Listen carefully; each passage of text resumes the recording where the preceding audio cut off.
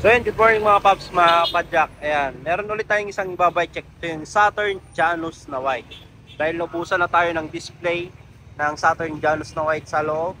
Last piece na rin to ng Saturn Janus. Wala na tayong available na stock ng white ngayon. Kahit 27 or 29, sold out. Last piece na to.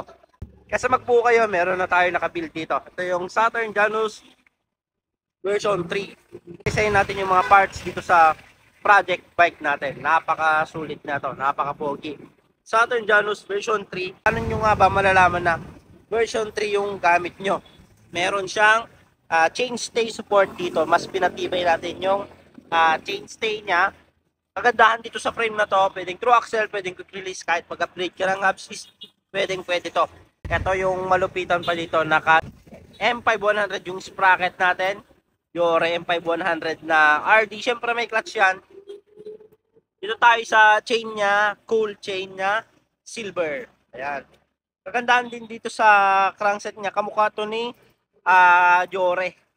Ayan, Saturn yung crankset niya. Terno na tayo sa frame. Ayan. Kung malakas ka, bagay na bagay sa'yo to kasi 36 teeth na tong chain ring niya. Alloy na.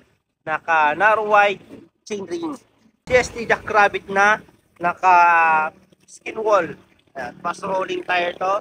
Heroic rim, seal bearing hubs. Ito tayo sa puwan niya. Ayan o, ganda o.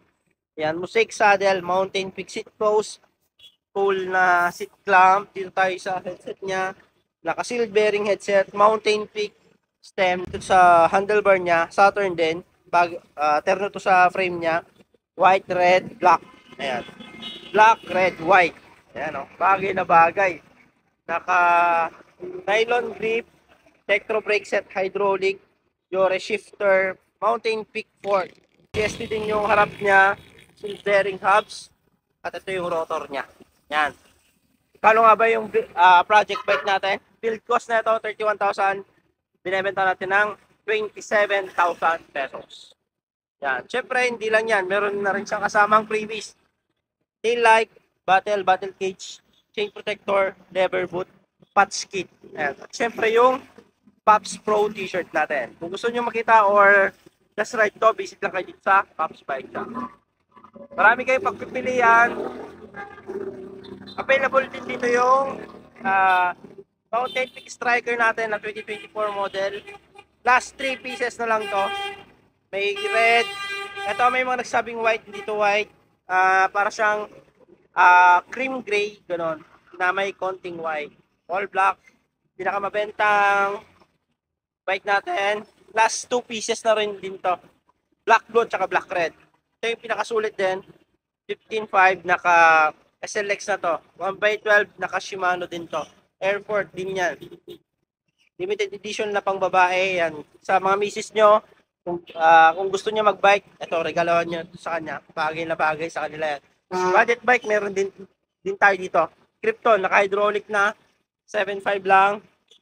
At sa mga bibili ng bike, may chance kayo manalo ng project bike na kulay orange. Sa mga bibili ng parts, ayan.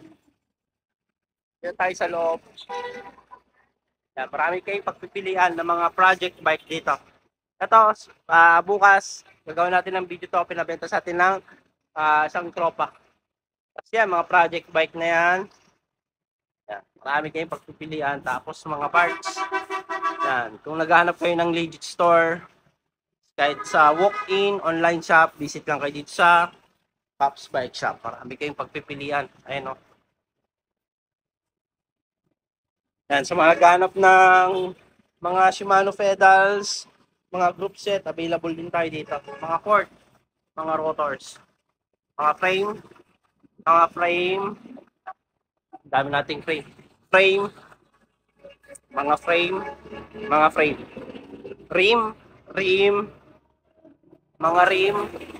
mga gulong. Ayos. Thank you. Meron tayong isang customer na dumayo pa galing ng anong bansa, sir? Yan, Saudi Arabia. Ito yung mga binili ni sir.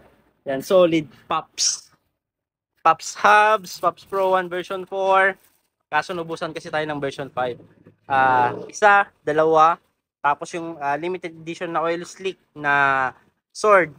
Nag-order din sila ng budget meal na 12 speed. Ayan. Siyempre, meron tayong damit. Ayan, naka-discount din, sir. Nagpipill up siya para sa raffle. Ayan, sir, baka gusto mong i-shoutout tong mga kasama mo. Ayan, na nagpasabay. Shoutout kay Kuya William at kay Sir John dyan sa Munch Bakery, Jeddah, Saudi Arabia. Ayos. Mga pinapabili nyo. Ayan na raw, sir. Ayan, no. Thank you.